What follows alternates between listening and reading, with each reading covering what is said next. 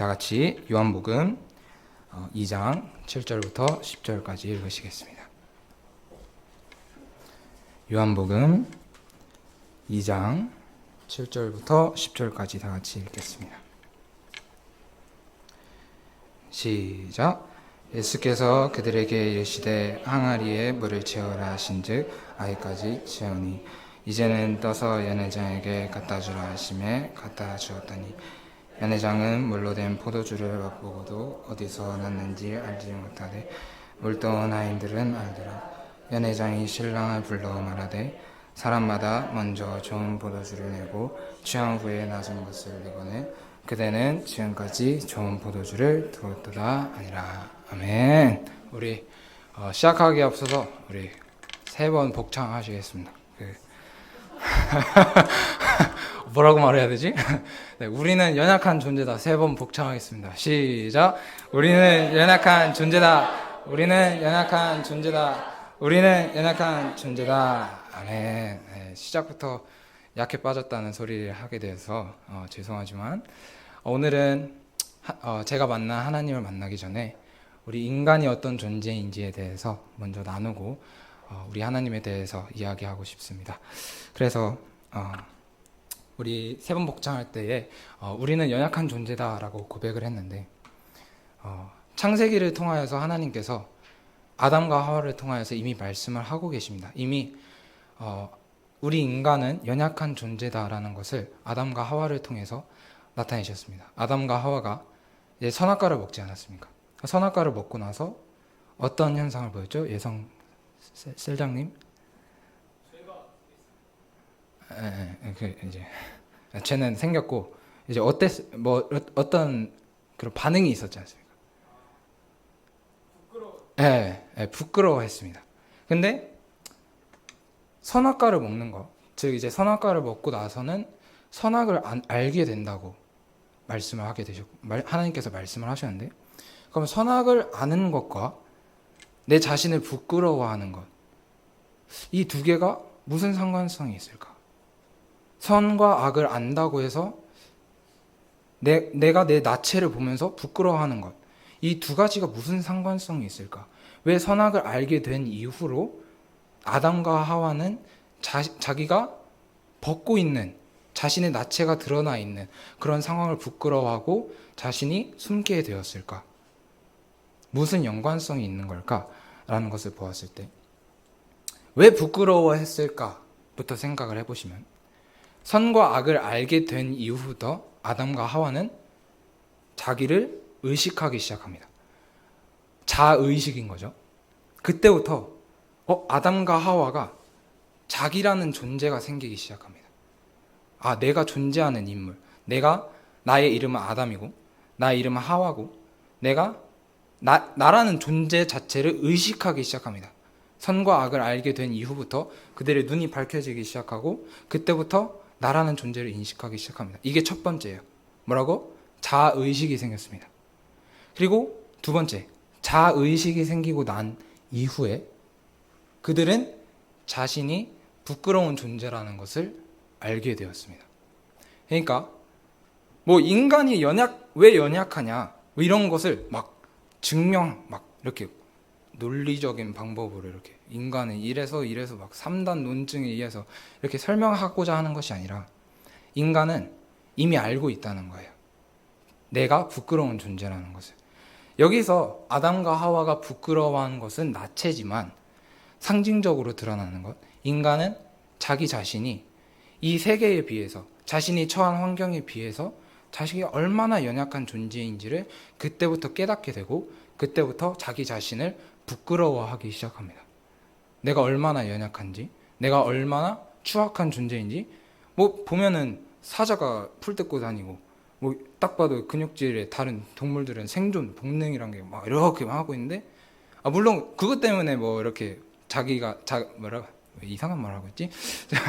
그런 부분 때문에 부끄러워했다고 성경에 나와 있지는 않지만 확실한 것은 그때부터 자기 자신이라는 것을 의식하기 시작하고 내 모습을 하나님 앞에서 어떤 모습인지 자기 자신을 이제 보기 시작합니다. 부끄러워하는 거죠.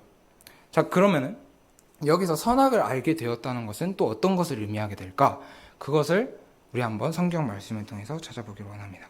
우리 창세기 3장으로 가시겠습니다. 선악을 알게 된 아담과 하와를 보고 하나님께서 어떻게 말씀하시는지 한번 보겠습니다.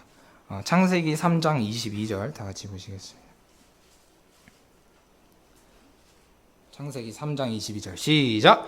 여호와 하나님이 이르시되 보라 이 사람이 선악을 아는 일에 우리 중 하나같이 되었으니 그가 그의 손을 들어 생명나무 열매도 따먹고 영생할까 하노라. 자, 인간이 자기를 부끄러워하기 시작했습니다. 근데 여기서 중요한 포인트는 자의식이 생겨서 부끄러움을 알기 시작했고 그 부끄러움을 상쇄시키기 위해서 내가 저 생명나무에 있는 열매를 따먹어야겠구나. 그리고 하나님께서는 한 발 앞서서 그 인간들이 이러한 판단을 내릴 것이라는 생각을 하셨습니다. 눈이 밝혀져서 자기가 부끄러운 존재라는 것을 알게 되었고 나는 고로 영생해야 되고 완벽한 존재가 되기 위해서는 저 생명나무에 있는 열매를 무조건 먹어야 된다라는 생각을 아담과 하와가 할 것이라고 하나님께서는 미리 예측을 하시고 그들을 에덴 동산에서 내쫓으셨습니다. 아담과 하와는 그 무화과 나뭇잎으로 치마를 만들어서 자기의 부끄러운 부분을 숨겼습니다. 너무나 부끄러운 나머지 그것도 부족하여서 그냥 하나님 눈 시선 밖에서 벗어나기 위해서 그냥 풀숲으로 숨어 들어갔습니다. 근데 하나님께서 그런 모습들을 보시면서 선악을 알게 된 그들의 모습을 보시고 영생을 앞으로 그들이 추구하며 나아가게 될 것이다. 근데 그 영생을 그들이 인간의 방식으로 자기가 생각하는 영생을 따르며 나아가게 될 것이다 라고 하나님께서 그때부터 판단하기 시작하시고 그래서 에덴 동산에서 내쫓으시기 시작합니다. 그리고 이런 근본적인 생각을 하게 되다 보면은 아담과 하와의 생각을 우리가 여전히 하고 있다는 것을 우리가 알 수 있습니다. 이게 어떤 이야기냐면 우리가 예를 들어 요즘 그런 이야기가 있어요. 그 포노 사피엔스라고 진화론 관련된 건데 별로 좋아하시진 않겠지만 진화론이 뭔지는 아시죠? 이렇게 하다 이렇게 되는 거 있지 않습니까? 여기 있는 사람 뭐라 하죠, 예성 씨? 그건 저기 있는 사람이고 여기 있는 사람 뭐라 하죠? 그 아는 사람 아무도 없나요? 네. 맞아요. 호모사피엔스인데 여기서 요즘 철학자들이 하는 이야기가 있어요. 포노사피엔스가 뭐냐? 포노가 뭐일 것 같아요?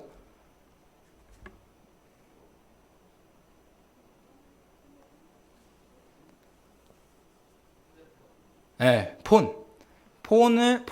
포노사피엔스. 그러니까 인간이 한 단계 더 진화가 됐다는 거예요. 근데 이게 어떤 식으로 진화가 됐냐면 이제는 이 폰으로 인체의 기능을 다시 이 폰의 기능을 통해서 인체의 기능을 더 발전시켰다는 거예요. 이게 무슨 소리냐면 여러분들 계산하시잖아요. 1 더하기는 뭐예요? 귀요미. 근데 죄송합니다. 1 더하기 1은 2라는 계산을 하는 뇌의 기능이 있습니다, 인간이. 근데 그것을 이제 이 폰에 맡기기 시작한 거예요. 계산뿐만 아니라 알람 기능도 있겠죠? 뭐 메시지도 있겠죠? 인간이 입을 통해서 아니면 눈과의 상호 교류를 통해서 대화하는 것을 이제 폰을 통해서 하기 시작합니다. 또한 원래는 책을 통해서 지식을 습득을 해요. 근데 이제는 이 폰을 통해서 이 망이 연결이 되고 이게 뭔 소리 하는 거냐? 결국에는 지금도 아담과 하와의 생각이 이어지고 있다는 거예요. 무슨 말이냐? 인간의 방식으로 나의 방식으로 저 생명나무에 있는 열매를 따서 먹으면 내가 영생할 수 있겠다. 물론 하나님께서는 생명나무 열매 우리에게 약속을 하셨습니다. 약속을 하셨는데 하나님께서 그 당시에 에덴 동산에 있는 아담과 하와에게는 생명나무의 열매를 허락하시지 않으셨어요. 그럼에도 불구하고 그들은 자기들의 방식으로 그 생명나무의 열매를 따먹을 것이라고 하나님께서 예측을 하셨고 그런 생각들은 지금도 이어지고 있습니다. 인간은 자기 자신을 더 발전시키고 더 강한 존재로 만들고 더 완벽한 존재로 만들기 위해서 지금까지 이어졌어요. 옛날에도 재산이 더 많은 사람이 강한 자였고 선한 자였습니다. 그것이 인간이 가지고 있는 선악의 기준이었어요. 강한 자가 선한 자였고 약한 자는 악한 자였고 강한 자가 세운 선악의 기준에 따라 지금까지 이어져 왔습니다. 선악을 알게 된 인간의 모습이 그때부터 지금까지 이어져 온 겁니다. 근데 하나님께서 뭐라고 말씀하고 계시느냐? 그런 인간들을 향해서 너는 연약한 존재다라고 분명히 말씀을 하고 계십니다. 나는 연약한 존재입니다. 여러분들 모두 연약한 존재입니다. 근데 하나님께서 말씀하시는 것은 넌 연약한 존재다. 하지만 그 연약함을 나에게 맡겨라. 라고 하나님께서 말씀하시는 겁니다.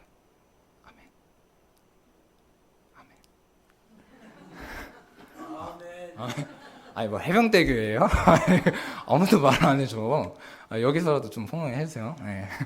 아무튼 그렇습니다. 하나님께서는 그런 연약함들을 너네가 상쇄하지 말라는 겁니다. 너의 부족한 부분들을, 너희의 추악한 모습을 너희의 힘으로 없애지 말라는 겁니다. 내가 너의 연약한 부분들을 없애줄 것이고 너의 추악한 부분들을 내가 너를 단련시키고 너를 환난 속에서 연단을 시키고 그 속에서 인내를 배우게 하고 그를 통하여서 하나님이 그들을 향한 소망과 그들이 하나님을 향한 소망들을 이루게 하신다고 하나님께서 약속을 하셨습니다. 그것이 하나님께서 우리와 하나님과 하신 약속입니다. 우리가 연약한 이유는 우리 보고 그 연약함을 없애라고 우리가 더 공부해서 우리가 뭐 돈을 더 많이 벌어서 아니면 우리가 운동을 더 열심히 해서 우리의 연약함, 우리의 막 성형수술을 해서 우리 못생긴 얼굴을 뜯어 고치고 뭐 약해 빠졌다고 운동해서 그렇게 하라는 것이 아니라 내가 힘든 부분들이 있거나 연약한 부분들이 있으면은 하나님 앞에 맡기라는 겁니다. 물론 공부하지 말라는 소리는 절대 아닙니다. 뭐 취업하지 말라, 돈 벌지 말라 그런 소리가 아니고 여러분들이 하는 모든 생활 속에서 만약에 여러분들을 위한 그런 생활을 하고 계신다면 당장 멈추셔야 됩니다.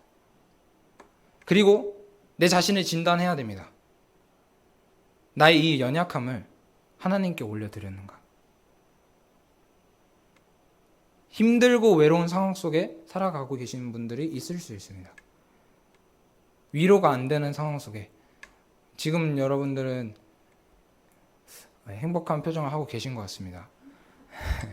그런데 그 표정 속에서 여전히 힘들고 외로운 상황 속에 살아가고 있는 그 안에 그 사연들이 있을 수 있습니다. 그런 것들을 하나님 앞에 올려드리고 하나님 앞에 고백하시는 여러분들이 되기를 간절히 원합니다.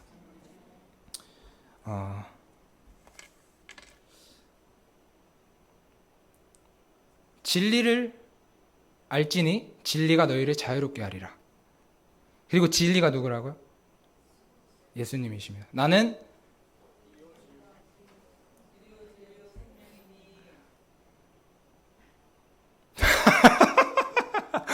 나로 말미암지 않고는 아버지께로 갈 자가 없다고 하나님께서 말씀하셨습니다. 예수 그리스도로 말미암아 아버지께 간다는 것은 결국 무엇을 의미합니까? 영생을 의미합니다. 아버지께 가는 것이 우리에게 있어서 영생입니다. 우리가 지금 인간 사회에서 추구하는 그런 것들, 막 화성 가고, 환경, 지구 온난화를 막고, 친환경주의로 가고, 이런 것들이 우리가 추구해야 될 목표들이 아니고, 당장 우리가 추구해야 할 것은 하나님께서 우리에게 허락하신 약속인 겁니다. 그러면서 하나님께서는 계속 말씀을 하십니다. 인간과 하나님의 차이를 계속해서 보여주십니다. 너네 인간은 약한 존재야. 그리고 나는 너희에게 생명을 줄 수 있는 존재고 너희에게 영생을 줄 수 있는 존재다라고 말씀하고 계십니다. 사마리아 여자가 왔을 때 사마리아 여자가 물을 뜨러 왔습니다. 물을 뜨러 왔을 때 예수님 사마리아 여자가 여기 길을 그릇도 없고 이 우물은 깊은데 어디서 당신이 그 생수를 얻겠사옵나이까. 그때 예수님께서 하신 말씀이 뭐였습니까? 이 물을 마시는 자는 다시 목마를 것이다. 그러나 내가 주는 물을 마시는 자는 영원히 목마르지 아니하리니 그 물은 그 속에서 영생하도록 솟아나는 샘물이 되리라. 그리고 또 하나님께서 오병이어라는 역사, 기적을 일으키시고 그 다음날 그들이 배불러서 하나님 앞에 나왔습니다. 표적을 본 까닭이 아니요 배불러서 하나님 앞에 나왔습니다. 그 떡 때문에 하나님 앞에 나왔는데 하나님께서 뭐라고 말씀하십니까? 썩을 양식을 위하여서 일하지 말고 영생하도록 있는 양식을 위하여서 살아라. 내가 너희에게 줄 떡은 이 세상을 위한 내 살이니라. 근데 그 살이 뭐라고요? 너희 조상들은 광야에서 만나를 먹었어도 죽었거니와 이 떡은 살아있는 떡이니 이 떡을 먹는 자는 영생하리라. 물과 떡뿐만이 아닙니다. 오병이어뿐만이 아닙니다. 지금 여러분들의 그런 떡과 물을 여러분들의 생활 속에 적용시켰으면 좋겠습니다. 여러분들의 떡은 무엇입니까? 그때 당시에 이스라엘 먹고 살기에 바빴습니다. 당장 떡을 만들어서 먹는 것이 급급했습니다. 가난했기 때문이죠. 그들에게 있어서 떡과 물은 굉장히 소중한 생존 방식 중에 하나였습니다. 근데 요즘 우리는 발달되었습니다. 뭐 돈 내서 그냥 돈 내면 먹을 거 살 수 있습니다. 어떻게 보면은 식량이 여러분들에게 그렇게 중요한 문제 아닐 수 있습니다. 자, 그러면 이제 여러분들한테 중요한 문제는 무엇인가요? 여러분들의 떡은 무엇인가요? 현재 인간에게 있어서, 현재 인간, 전체적인 인간에게 보았을 때 그들에게는 과학의 발전이 굉장히 중요합니다. 경제 발전이 굉장히 중요합니다. 저 주식을 하는데 파란색이 뜰 때마다 굉장히 마음이 아픕니다. 네? 요즘 경제 상황이 너무 안 좋아서 계속 이렇게 주식 계속 떨어져요. 계속 떨어지면 마음이 아파요. 그들에게 있어서 경제 발전이 굉장히 중요합니다. 과학의 발전이 굉장히 중요하고 어떤 혁신이 필요합니다. 지구가 굉장히 안 좋은 상황에 있어요. 그래서 과학자들과 뭐 어떤 철학자들, 뭐 수많은 인문학자들이 이 지구의 문제를 해결하기 위해서 머리를 맞대고 막 이렇게 여러 가지 해결하기 위해서 나서고 있어요. 그들에게 있어서 그게 굉장히 중요합니다. 여러분들에게 있어서 그 떡과 물이 무엇인지, 그리고 그것이 여러분들에게 있어서 하나님보다 더 중요한 것인지, 그것을 여러분들이 잘 판단하셨으면 좋겠습니다. 그때 아담과 하와가 먹지 못했던 생명나무의 열매를 지금 내가 탈취하려고 하는 건 아닌지, 그런 부분들을 계속해서 점검하며 나아가셨으면 좋겠습니다. 할렐루야.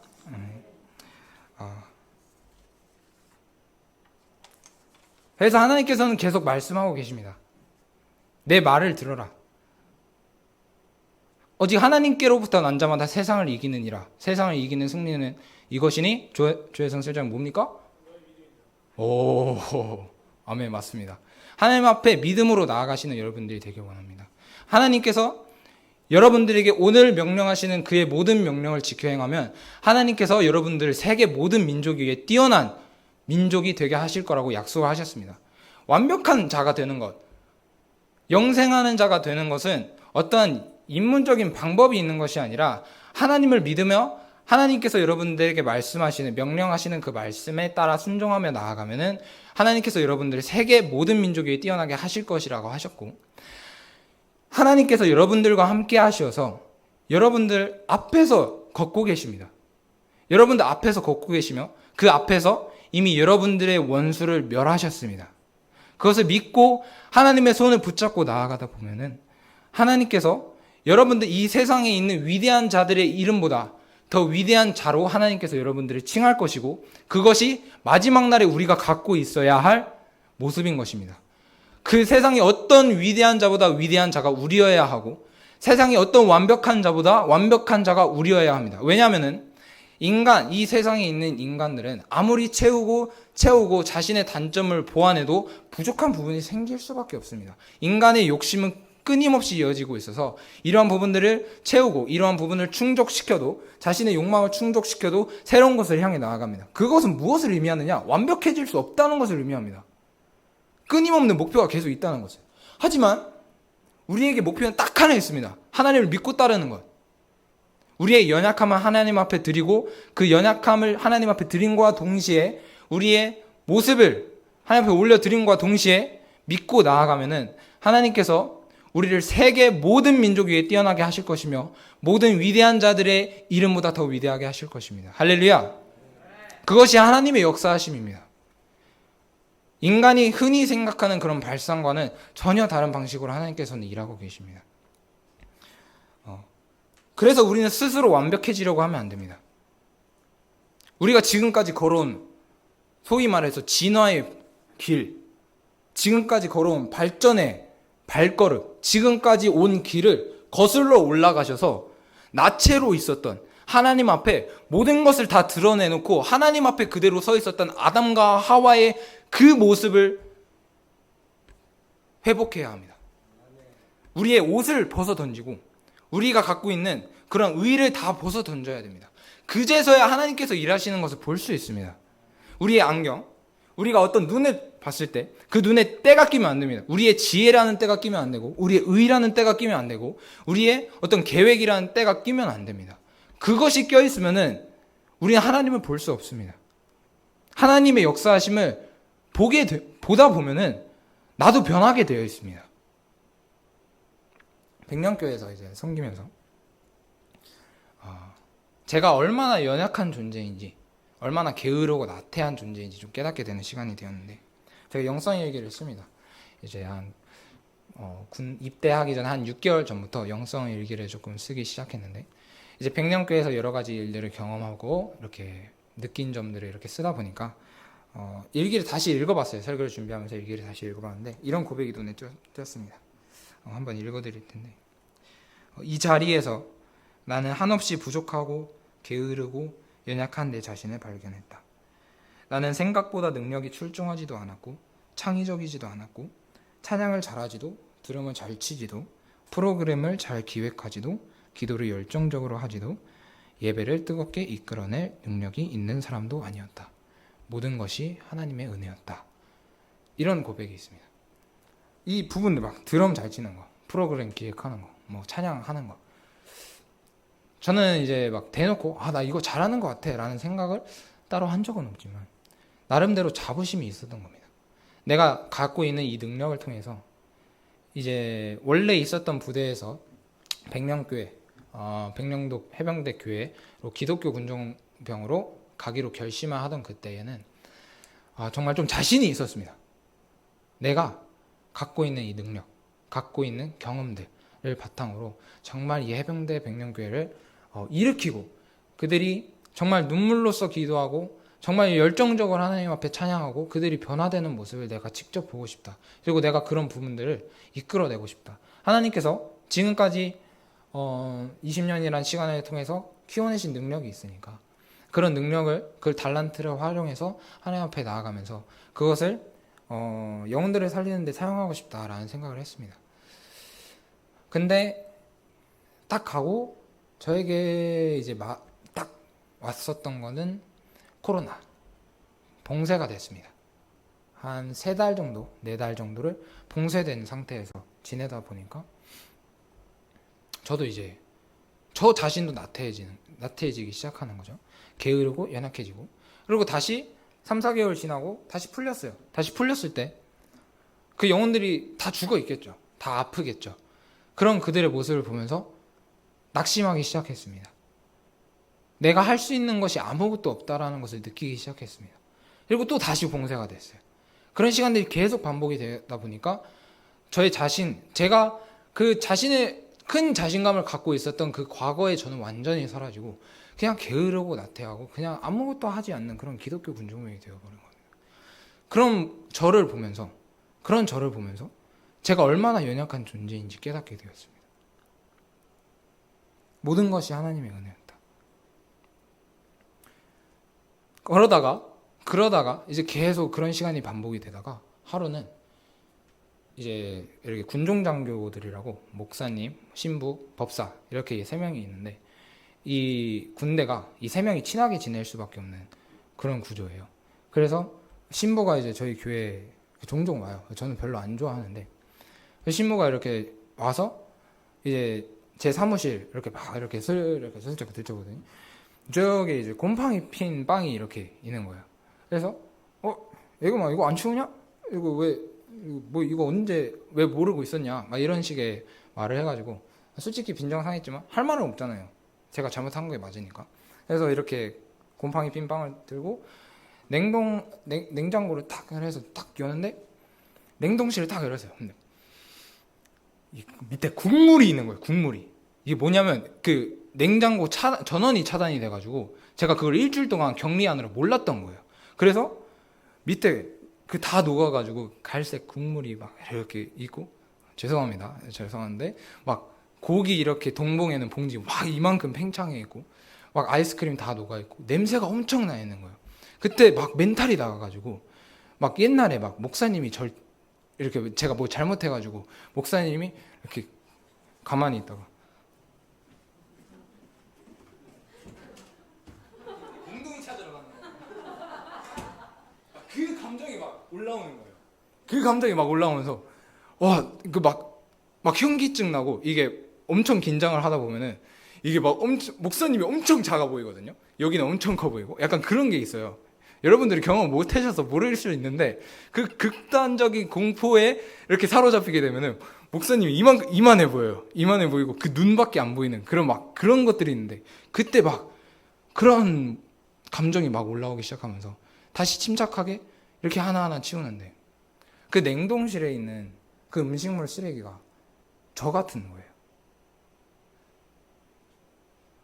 이게 그냥 저의 모습인 거예요. 나태하고 게으르고 썩어서 냄새나는 그런 존재인 것처럼 보이는 거예요.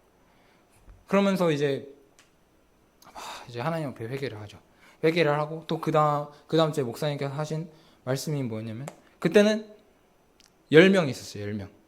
10명. 지금 여러분들보다도 적은.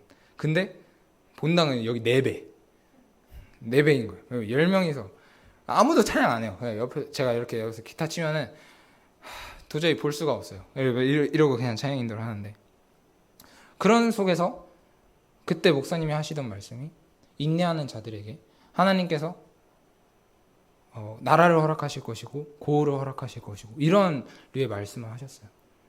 근데 내 자신이 너무나도 낭망하고 낙심하고 내 자신이 연약한 존재라는 것을 알게 되고, 이제 보이는 것은 10명의 성도분들, 그런 것들이 막 눈에 띄니까 하나님 앞에 이런 기도를 하는 거죠.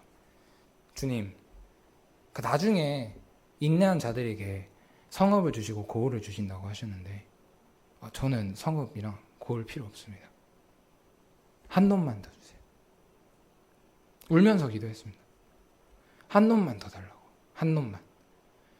나랑 기수가 겹치는 1253기부터 1283기까지, 이 중에서 나중에 천국에서 그 친구들을 만났을 때, 조혜경 형제님, 그때 찬양 인도 때문에 제가 변화될 수 있었습니다.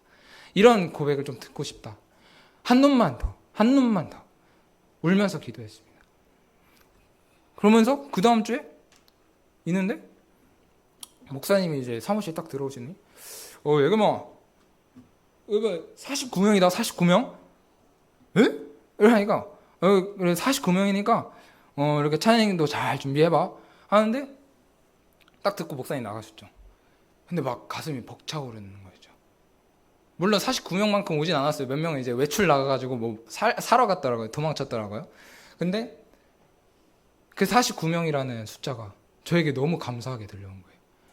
그러고 나서 이제 또 열심히 찬양인도를 계속해요. 매주 이렇게 찬양인도를 열심히 하는데, 어느 날 제가 방금도 말씀드렸다시피 찬양인도를 하면 저는 도저히 볼 수가 없으니까 악보만 보고 이렇게 찬양인도를 합니다. 근데 어느 순간 딱 이렇게 봤는데 한 35명이었어요. 그날 한 35명이었는데 35명 중에 딱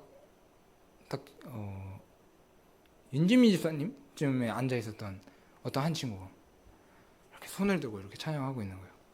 그때 찬양의 가사가 뭐였냐면, 사랑이 찾아오지 못할 것 같았던 것, 빛이 절대 찾아오지 못할 것 같았던 것,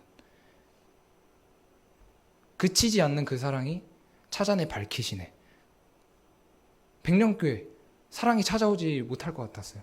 빛이 절대 발하지 못할 것 같았던 곳에서 하나님께서 그 친구 하나를 보면서 정말 너무 이 감정을 어떻게 설명을 해야 될지, 그 변화되는 모습들, 또 뒤에서 또 그 다음 주에 되면은 이제 그 똑같은 찬양을 할 때 이 친구들이 신나는 거죠. 자기들 아는 찬양 나오니까 뒤에서 막 이러면서 이러면서 찬양을 해요.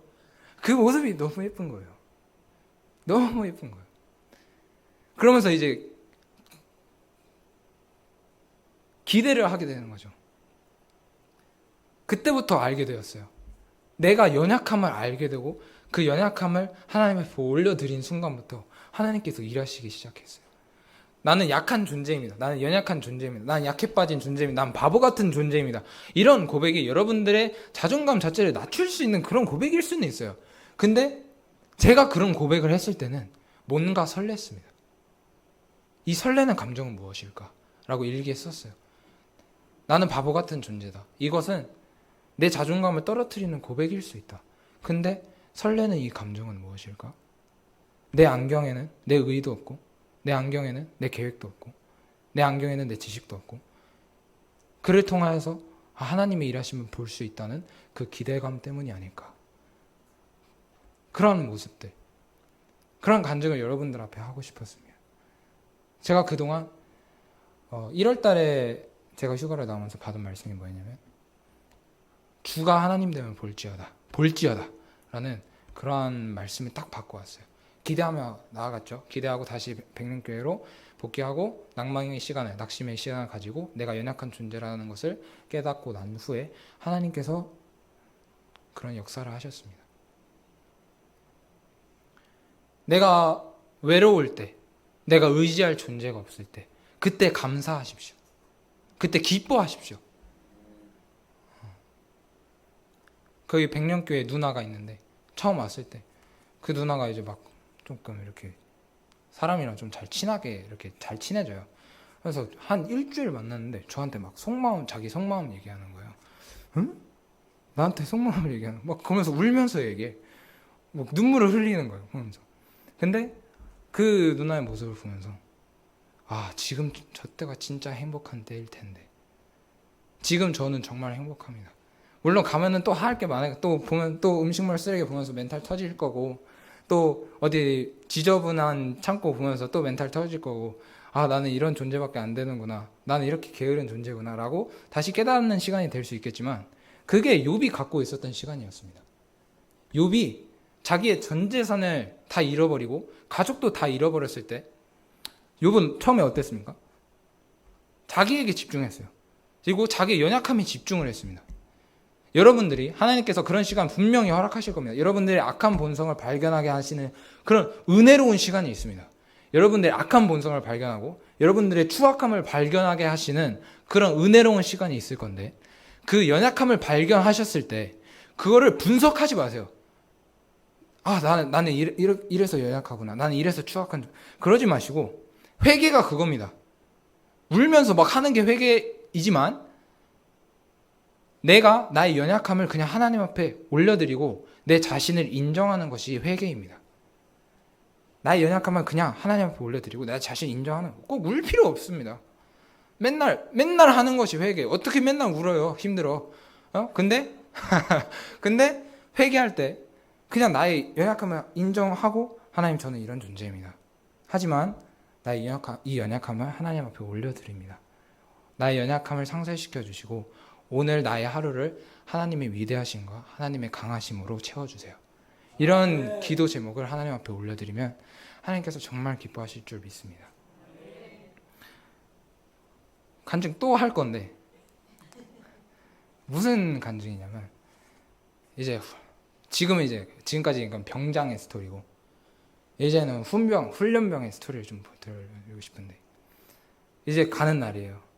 이제 전날에 이제 군성교사 파송 예배 딱 드리고, 딱 차에 차 안에 속으로 좀 무서우니까 막 이러면서 차에 딱 내려가면 성원이 깜짝이야 막 이러면서 하면서 딱 가요. 그러면 이제 한 800m 되는 거리를 이렇게 쭉 계속 걸어가서 올라가면은 이제 여기 이렇게 언덕배기가 있고 이렇게 길이 있고, 여기 이제 훈련소인 거예요. 훈련단인 건데, 이 언덕에서 이제 가족들이 이렇게 헤어지는 시간을 가져요. 그러면 이제 목사님이 기도해 주시고 사모님 옆에서 사진 찍고 이렇게 하면 다 이렇게 헤어질 준비를 합니다. 하는데 이제 기도를 딱 해주셨으면 이제 남자답게 가야 될 거 아니에요. 해병대 왔는데 남자답게 그냥 탁 뒤돌아서 가야 되는데, 계속 거기 아쉽다고 10분 내내 그냥 가기 싫어요 막 이럴 수는 없잖아요. 마음도 심란한데 그냥 확 가버리는 게 낫지. 그래서 이 언덕배기에서 이제 계단이 있어요. 이제 내려갈 준비를 하는 거예요.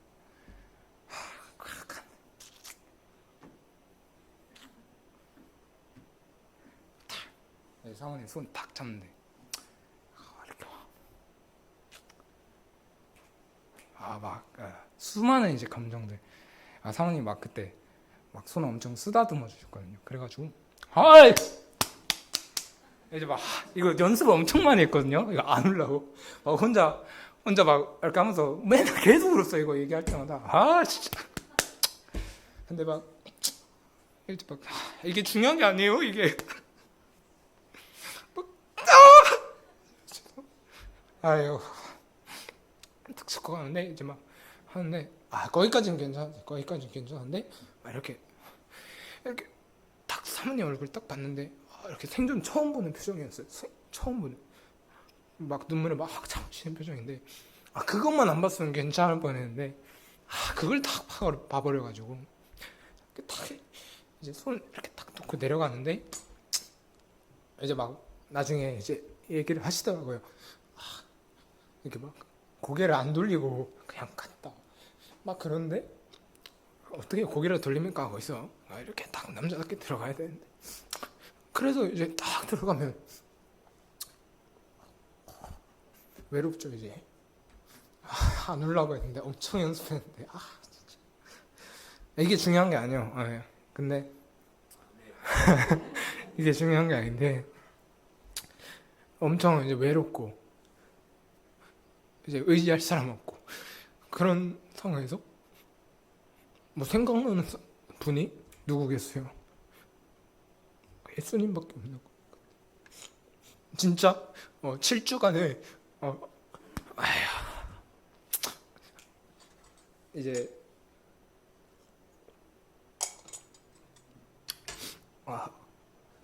제가 가장 연약했던 그런 시간에서 정말 7주 내내 하나님이 함께 하셨습니다. 7주 내내 함께 하셨습니다. 내가 외롭고 의지할 사람이 없고 연결되어 있는 그런 사람이 없는 그런 상황에서 진짜 딱 그 상황에 처하니까 찾을 수 있는 사람이 예수님밖에 없는 거예요. 그게 이제 하나님이 노리시는 거죠. 완전 모순적인 하나님이세요. 연약함을 당신이 주셨으면서 그 연약함을 자기한테 달라고. 어떻게 보면 좀 모순적인 하나님이신데 그런 모순적인 부분들을 이제 하나님 앞에 순종하며 나아가야 되는 겁니다. 그 연약한 상황 가운데 있을 때 그래서 여러분들이 정말 기뻐하셨으면 좋겠습니다. 내가 하나님의 일하심을 직접 내가 진짜 직관할 수 있구나. 나의 모든 것이 완전히 무너져버리고 하나님의 일하심을 볼 수 있구나. 그런 것들을 우리가 느낄 수 있습니다. 그것이 우리의 간증이 될 수 있는 겁니다. 그것이 하나님께서 우리에게 예비하신 스토리예요. 가죽옷을 누가 입히셨을까요? 하나님이 입히셨습니다. 아담과 하와가 자기의 부끄러운 부분을 감추려고 어떻게든 노력을 했어요. 무화과 나뭇잎으로 치마를 만들고 풀숲에 숨어들고 근데 결국에는 그들의 부끄러움을 감추신 분은 하나님이십니다. 가죽옷을 만드신 분은 하나님이셨어요. 가죽옷, 위대하신 하나님의 그런 넓은 계획을 봤을 때 임시 방편에 불과합니다. 어떻게 보면은 하나님께서 우리의 인간을 앞으로 만드실 그런 완벽한 인간상에 비해서 가죽옷을 입고 있는 자기의 부끄러움을 감추고 있는 인간, 그것은 임시 방편에 불과할 수 있습니다. 그럼에도 불구하고 그 부끄러움을 감추신 분은 하나님이셨습니다.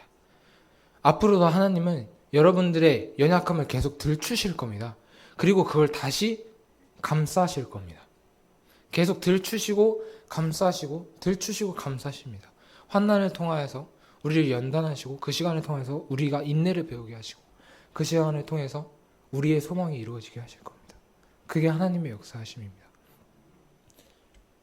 영화 같지 않아요? 그런 것들이 기승전결이 탁탁 맞단 말이에요. 유발 하랄이라는 사람이 있어요. 이스라엘 철학자인데 그 사람이 하는 이야기가 무엇이냐면 여기 인간에게 스토리 따위는 없다. 인간은 그냥 화학작용으로 살아가고 있는 하나의 유기체일 뿐이다. 그 사람이 이제 물질주의자고 현실주의자인데 그 사람이 그렇게 말을 합니다. 스토리 따위는 없다. 그러면서 이스라엘의 역사를 이야기를 해요. 애굽에서 핍박을 받고 홍해를 갈라서 가나안에 도착을 하고 가나안에서 다시 로마에게 이제 지배를 받는 그런 역사 속에서 살다가 예수 그리스도로 말미암아 구원을 받고 이제 또 다시 핍박을 받다가 결국에는 마지막 날에 하나님께서 그들을 구원하실 것이다. 이런 기승전결이 맞을 그런 이야기 따위는 존재하지 않는다. 그냥 인간에게 하루하루가 있을 뿐이다. 그 시간이 있을 뿐이다. 라고 유발 하랄이라는 철학자가 이야기를 합니다. 근데 아닙니다. 하나님은 우리에게 각자에게 스토리를 계획하셨습니다. 영화 같은 훈련단에서 하나님께서 주신 말씀이 있습니다. 물론 지금의 저에게는 해당이 안 되는 말씀일 수 있는데 그 당시에 저에게 해당되는 말씀이었습니다. 우연은 없다. 내가 지금 살아가는 과정 속에서 생기는 모든 환경들이 지금 그때 가서 생각을 해보니까 하나님께서 이러한 계획 속에서 이러한 스토리 속에서 나를 성장시키려고 이런 이야기거리를 이렇게 예비를 하셨구나. 여러분들 하나하나가 하나의 영화고 하나의 이야기고 하나의 기적입니다. 그것이 하나님께서 여러분들에게 계획하신 그런 위대한 계획입니다. 근데 그러려면 여러분들의 협조가 필요합니다. 하나님 앞에 협조하셔야 되는 게 나는 연약한 존재다. 하나님이 끌고 가셔야 되는데 내 자신이 드러나면 하나님이 끌고 가실 수가 없습니다. 내가 어떻게 해서든 돈을 더 벌고 어떻게 해서든 공부를 더 잘하고 어떻게 해서든 어떤 목표를 성취함으로써 나를 더 완벽한 인간으로 만들려고 하는 어떤 목표 설정하는 게 좋은데 그 목표가 하나님을 위한 것이어야 된다는 겁니다. 하나님께서 이끌어 가시기에 편한 내가 연약하다는 것을 인정하는 그런 겸손한 자가 하나님께서 이끄시기에 편한 존재인 것입니다. 하나님께서는 그런 영혼들을 찾고 계십니다. 매일매일 고백하셔야 됩니다. 나는 연약한 존재다. 나는 추악한 존재고 하나님 앞에 서기 부끄러운 존재다. 그럼에도 하나님께서는 우리를 사랑하셔서 우리를 이끌어가고 계십니다. 그 은혜 속에 우리가 하루하루 살아가고 계신 겁니다.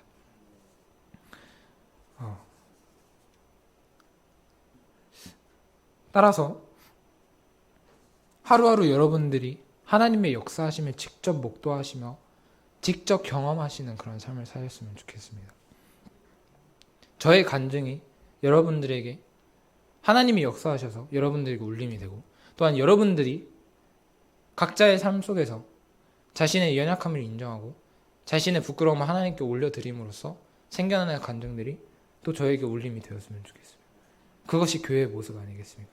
서로에게 자기가 만난 하나님을 나누고 교제하고 우리가 모두 연약한 존재라는 것을 인정하면서 하나님 앞에 나아가는 것, 그것이 하나님께서 정말 여러분들에게 원하시는 그런 귀한 기적이자 이야기이자 영화라고 저는 믿어 의심치 않습니다. 그 믿음을 여러분들도 갖고 계시고 하나님께서 나오는 하나님께로부터 난 자마다 세상을 이긴다. 세상을 이기는 승리는 이것이니 우리 믿음이다. 하나님께서 우리의 연약함을 통해서 일하셔요. 우리가 연약할 때에 아무것도 못할 것 같다는 생각이 들지만 그때 하나님은 한 번만 떠올리시면은 그때 하나님께서 우리의 손길을 기뻐 받으실 줄 믿습니다. 할렐루야. 우리 다 같이 기도하면서 나아가도록 하겠습니다.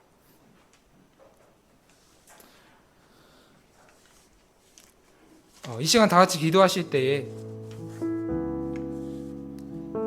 하나님, 저 표대를 향하여 나아갈 때에 나의 연약함을 인정할 수 있도록 인도하여 주시옵소서.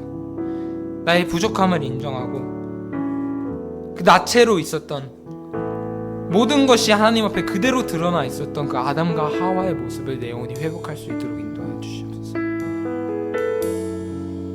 선악을 알지 못하고 눈이 밝혀지지 않고 온전히 하나님만 바라보는, 하나님께 모든 것을 내드리는 나의 연약함조차, 나의 추악함조차, 나의 안에 있는 모든 것들을 주님 앞에 올려드리며 하나님의 인도하심에 따라 나아가며 표대를 향하며 나아갈 때에 그 부름의 상을 위하여 달려갈 때에 예수 그리스도로 말미암아 승리하는, 세상을 이기는 그런 믿음을 갖게 하여 주시옵소서.